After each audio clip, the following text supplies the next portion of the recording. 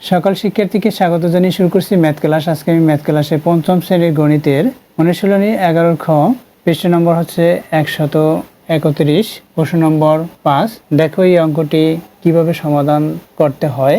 এখানে দেওয়া আছে একটি ত্রিভুজের উচ্চতা 0.8 কিমি এবং এর ক্ষেত্রফল 1.2 বর্গ কিমি হলে এর ভূমি কত কিমি। প্রথমে আমরা বুঝে নেই ত্রিভুজটা কি। আমরা জানি যে তিনটি বাহু দ্বারা সীমাবদ্ধ ক্ষেত্রকে ত্রিভুজ বলা হয়, অর্থাৎ তিনটি বাহু সংযুক্ত থাকবে পরস্পরে, এটা সীমাবদ্ধ ক্ষেত্র উৎপন্ন হলো, অর্থাৎ একটা সীমানা দ্বারা নির্ধারিত হলো, এটা হচ্ছে ত্রিভুজ। এখানে যদি আমরা প্রতীক ABC ব্যবহার করি তাহলে এই ABC ত্রিভুজটির উচ্চতা 0.8। উচ্চতা হচ্ছে কি, এই ভূমি থেকে এই শীর্ষবিন্দু পর্যন্ত যে দূরত্ব, এটাকে উচ্চতা বলা হয়, এটাকে এই দ্বারা প্রকাশ করা হয়।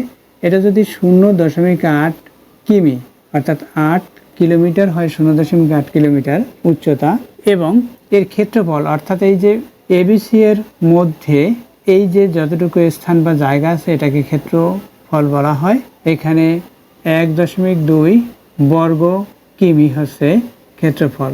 দেখো এখন আমাদের বের করতে হবে ভূমি অর্থাৎ BC সমান কত, এটাকে ভূমি বলা হয়। ভূমি BC সমান কত কিলোমিটার সেটা আমরা বের করব। তাহলে প্রথমে আমরা লিখে নেই যে ত্রিভুজের দেওয়া আছে ত্রিভুজের উচ্চতা এবং ক্ষেত্রফল। এখন আমরা কোন সূত্র অনুসারে এর ভূমি বের করব। আমরা জানি ত্রিভুজের ক্ষেত্রফলের সূত্র হাফ গুণ ভূমি গুণ উচ্চতা সমান ত্রিভুজ এর ক্ষেত্রফল। এখানে কথায় না লিখে আমি ত্রিভুজ চিহ্ন দিয়েছি। দেখো এই যে হাফ গুণ ভূমি গুণ উচ্চতা, এটা হচ্ছে ত্রিভুজের ক্ষেত্রফল। আবার এই অংশটুকু এভাবে লেখা যায় ভূমি গুণ উচ্চতা, এখানে এটুকু ব্র্যাকেট দিয়ে ভাগ 2 সমান এই ত্রিভুজের ক্ষেত্রফল। এভাবেও লেখা হয়, এভাবে লিখতে হবে অথবা এভাবে লিখতে হবে। দেখো তাহলে প্রথমে আমরা লিখে নেই, দেওয়া আছে নম্বর 5। প্রশ্নে যা দেওয়া থাকে সেটা আমাদের অবশ্যই তুলে নিতে হয়, তাতে ভালো হয়। দেওয়া আছে ত্রিভুজের উচ্চতা, দেওয়া আছে ত্রিভুজের উচ্চতা 0.8 কিমি এবং ক্ষেত্রফল, ত্রিভুজের ক্ষেত্রফল 1.2 বর্গ কিমি।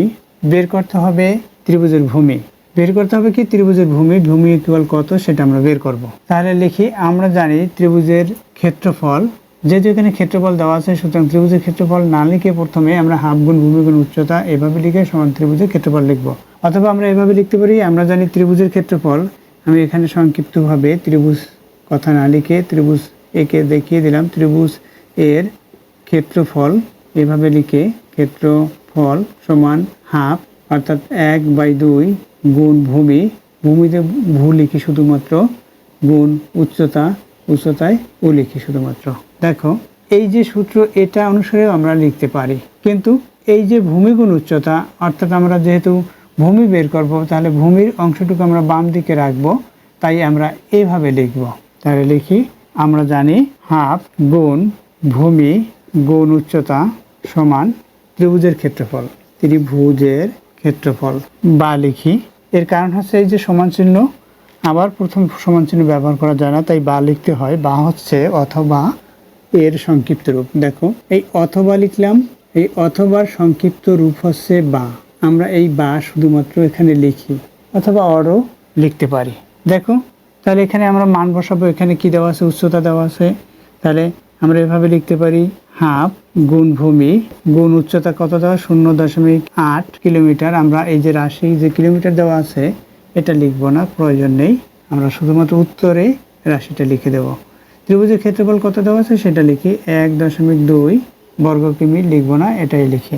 এখন কি হবে দেখো, এই 2 হচ্ছে 1কে ভাগ, আবার এই যে 0.8কেও 2 দ্বারা ভাগ, তাহলে 2 দিয়ে 0.8কে যদি আমরা ভাগ করি তাহলে এখানে কি হবে, এর অর্ধেক হবে অর্থাৎ 0.4 হবে। অবশ্যই তোমরা এটা ভাগ করতে পারো, যে 0.8কে আমরা যদি 2 দ্বারা ভাগ করি, দেখো এই 2 দিয়ে 8কে ভাগ করব, 4 হবে, এই 4 লিখলাম, এখানে দশমিক পূর্বে 0 অর্থাৎ 0.4 হয়, এটা হলো 0.4। আমরা ভাগ করি, তাহলে দেখো কি লিখতে পারি, আমরা বা লিখে এই 2 দিয়ে এখানে এটাকে ভাগ করব, তাহলে এখানে কি থাকবে, শুধুমাত্র ভূমি এটা থাকলো গুণ 0.4, এটা হলো সমান এখানে 1.2 আছে সেটা লিখি, অর্থাৎ এই যে 2, এই 2 দিয়ে এটাকে ভাগ করেছি। আমরা এভাবে দেখিয়ে দিতে পারি যে এই 2 এর গুণের নামটা পরে 4 দুগুণী 8, এখানে দশমিক, দশমিক পূর্বে এখানে 0 আছে, 0 লিখে দেই, অর্থাৎ এটাই লিখেছে। এখন কি এটার সাথে গুণ, গুণের বিপরীত ভাগ, সুতরাং 0.4 দিয়ে এখানে ভাগ করব, তাহলে ভূমি থাকবে।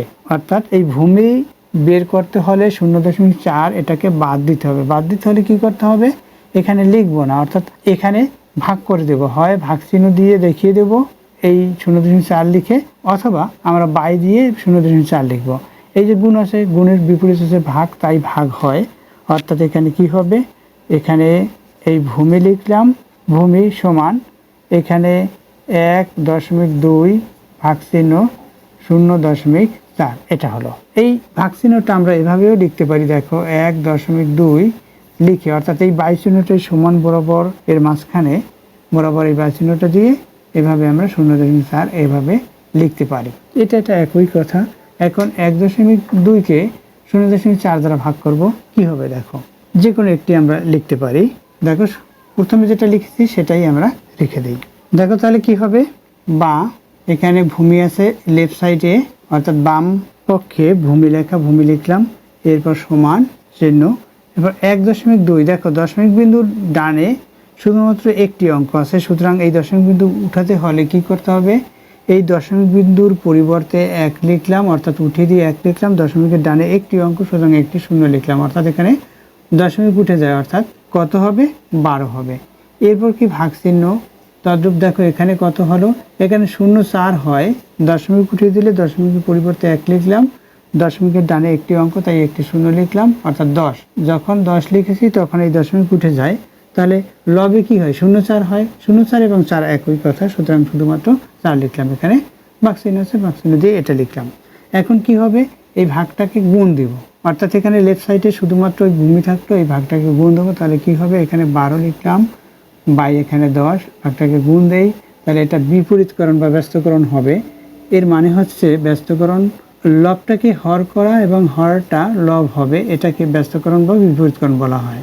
অর্থাৎ ভাগটা গুণ দিলে এটা আমরা বলতে পারি এটা বিপরীতভাবে লিখতে হবে, যে ভগ্নাংশ আছে প্রকৃত সেটা অপ্রকৃত হয়ে গেল, এটাই।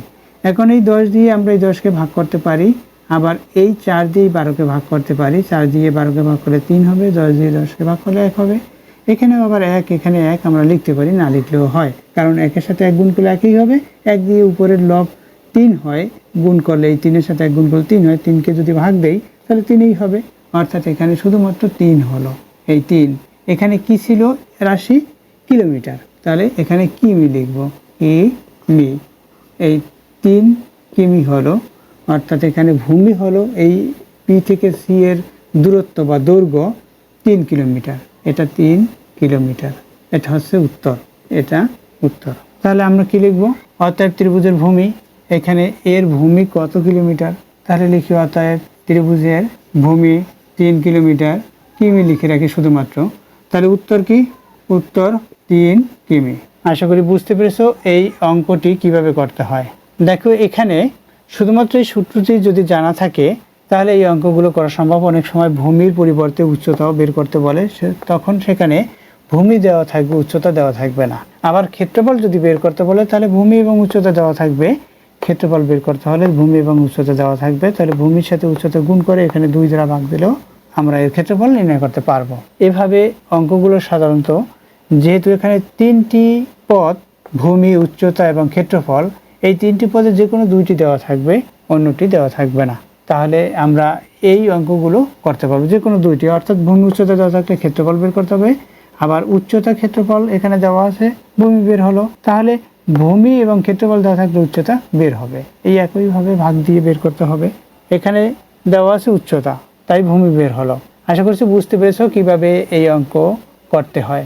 এতক্ষণ ম্যাথ ক্লাসের সাথে থাকার জন্য সকলকে ধন্যবাদ জানিয়ে আজকের মতো বিদায় নিচ্ছি।